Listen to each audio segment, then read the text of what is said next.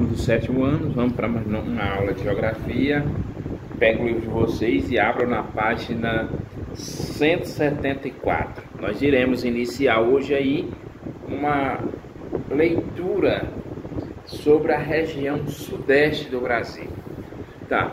Só não custa a gente relembrar que nós estamos estudando as regiões, as macro-regiões brasileiras, né? Onde nós temos aí região norte, nordeste, centro-oeste, sudeste e sul. Nós temos 5 grandes regiões no Brasil e hoje nós vamos iniciar um estudo sobre a região sudeste. A região sudeste é a região onde se concentra a maior, digamos assim, a maior densidade demográfica do Brasil, né? Está na região sudeste. É uma região relativamente pequena, mas, por outro lado, é a região que concentra uma grande quantidade de brasileiros. Ou seja, só para vocês terem uma ideia, nessa região, né, nós temos as 2 maiores cidades do Brasil, que é São Paulo, com cerca de 12 milhões de habitantes, e o Rio de Janeiro, aí, se eu não me engano, de cerca de 6 milhões a 7 milhões de habitantes. Então são os 2 grandes aglomerados de cidades que nós temos no Brasil, estão exatamente na região sudeste do Brasil, tá? E a região sudeste ela vai se caracterizar principalmente por ser a região mais industrializada do Brasil, tá? A região sudeste é a região mais industrializada do Brasil. E nós temos o quê? Quais são os estados que formam a região sudeste? Nós temos como principal estado da região sudeste São Paulo, né? Por sua importância econômica, por sua importância política e por ser o estado que tem a maior população no Brasil. Só para vocês terem uma ideia, só a cidade de São Paulo ela tem uma população de 12 milhões de habitantes, sendo ela e a cidade do México as 2 maiores cidades da América Latina, tá?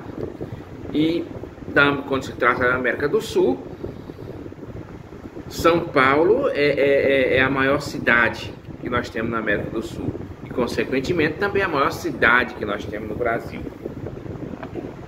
Então, quais são os estados que a gente ia falando? O estado da região sudeste é composta por Espírito Santo, Minas Gerais, Rio de Janeiro e São Paulo. Esses são os estados que compõem a região sudeste. Então vamos começar estudando na região sudeste os seus aspectos naturais, tá?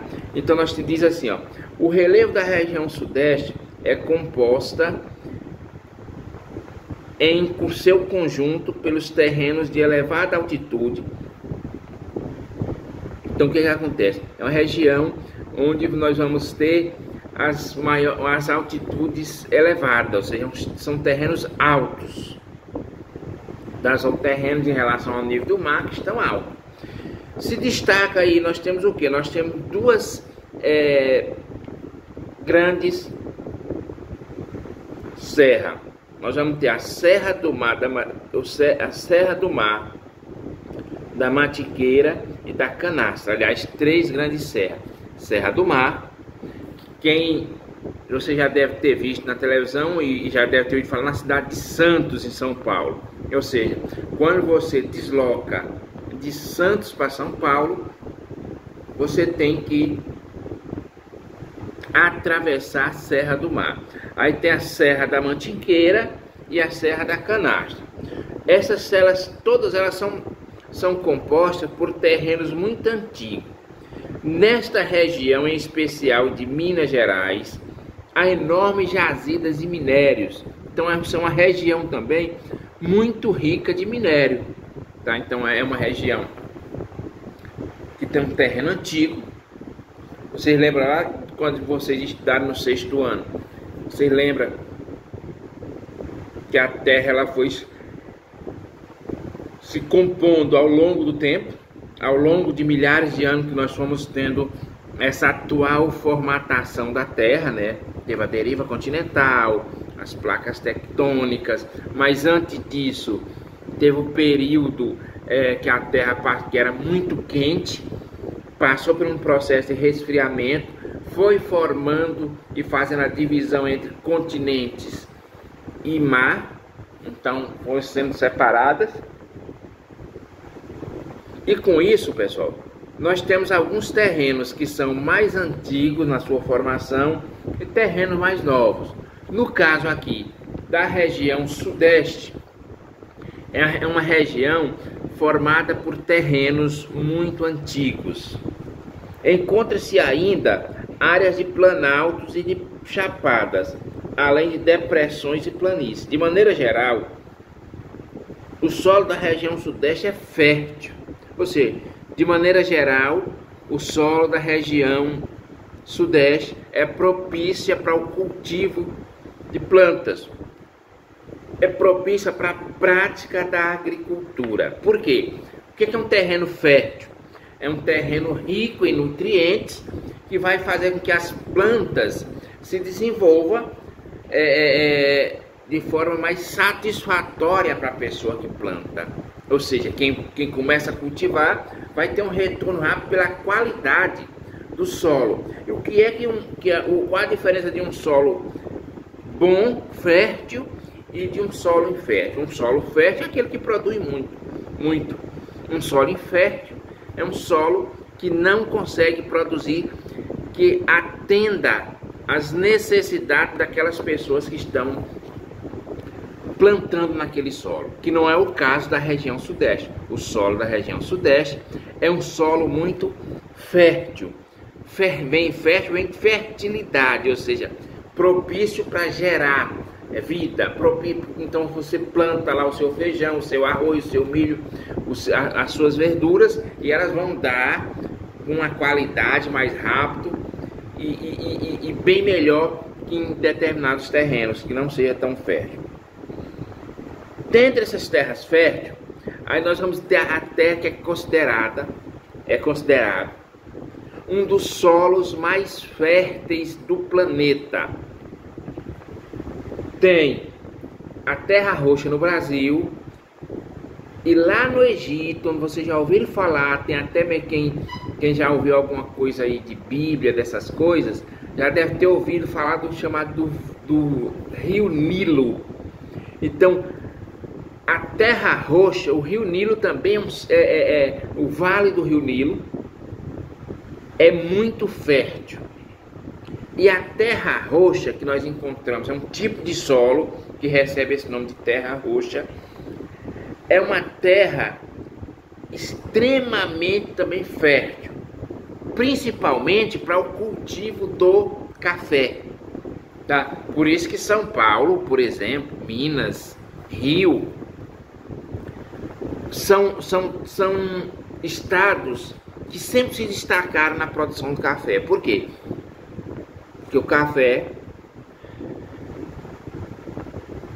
se desenvolve melhor na chamada terra roxa. Estou com sono. Hidrografia. Então, olha, diferente da região nordeste, nós temos aqui a hidrografia. O que é hidrografia, gente? Nós já falamos sobre isso. É o conjunto das águas. Quando fala quando você escutar essa palavra hidro, significa que vamos falar de quê? De água. Então aqui nós vamos falar dos rios da região sudeste, tá? Então sempre quando vocês escutarem ou ler uma palavra, essa palavra que começa com hidro, vocês podem ter certeza que é uma palavra relativa à água, tá bom? Então, hidrografia diz assim, ó, a região sudeste dispõe de grandes rios perenes Vocês lembram na aula, quando nós falamos sobre o Nordeste, que nós falávamos que o Nordeste, a maioria dos rios do Nordeste eram rios temporários? O que era rio temporário? Aqueles rios que no período da chuva tem água, quando chove seca. Aliás, quando para de chover seca. Entendeu? Os rios perenos não, pelo contrário. Os rios perenes não secam, eles têm água durante todo o período do ano. Os 12 meses do ano, você vai ter água naquele rio. Então, a região sudeste tem muitos rios. Aqui nós podemos falar Rio Tietê, Rio Paraíba, Rio Paraná, que tem também, que pega uma parte da região sudeste, e vários outros rios também que formam essa região. Então nós temos aqui, ó, a região sudeste dispõe de grandes rios, isto é, que nunca seca. E nessa região nasce alguns dos principais rios brasileiros, como o Paraná, o São Francisco, que é um símbolo do Nordeste. O Rio São Francisco se caracteriza como sendo um símbolo da região Nordeste. No entanto, o Rio São Francisco é um rio que nasce no estado de Minas Gerais, tá? O Jequitinhonha, também em Minas, como a maior parte dos rios corre em áreas serranas e planálticas, são comuns quedas d'água. Esses desníveis do relevo favorecem a construção hidrelétrica. Gente, o que é hidrelétrica? São usinas, hidro. São usinas que são construídas para gerar energia. Eu não sei a hora que vocês vão assistir essa aula, mas se vocês, por exemplo, for assistir à noite, vão estar com a lâmpada acesa, não é isso?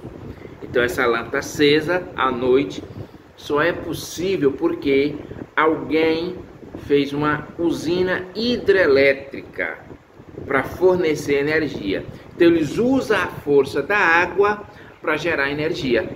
Então a grande parte da energia que nós brasileiros consumimos é energia oriunda, tá, das hidrelétricas. O que são hidrelétricas? Fazem as barragens nos rios e a força da água move grandes aparelhos chamados turbinas, e essas turbinas, quando começam a se movimentar com a força da água passando por dentro dela, o que acontece? Ela vai gerar energia, e essa energia é chamada energia hidrelétrica, tá? Vem da água, a energia elétrica vindo da água. Fator fundamental para o desenvolvimento da região. Lógico, quando tem energia tem desenvolvimento. Então vocês estão vendo aí, ó. Então nós temos aí os aspectos naturais da região sudeste. Falta um. Qual deles? Vegetação. Quais são as vegetações que nós temos na região sudeste? Nós temos aí como destaque, nós vamos ter o cerrado, que é quase que predomina a região sudeste, né? Aí nós vamos ter floresta tropical, que é a floresta que é conhecida como Mata Atlântica. A Mata Atlântica é aquela mata que fica próxima ao litoral, que ela ia da região, basicamente do estado do Rio Grande do Norte ao estado do Rio Grande do Sul. Toda essa faixa litorânea era coberta por essa floresta tropical, que recebeu o nome de Mata Atlântica, tá?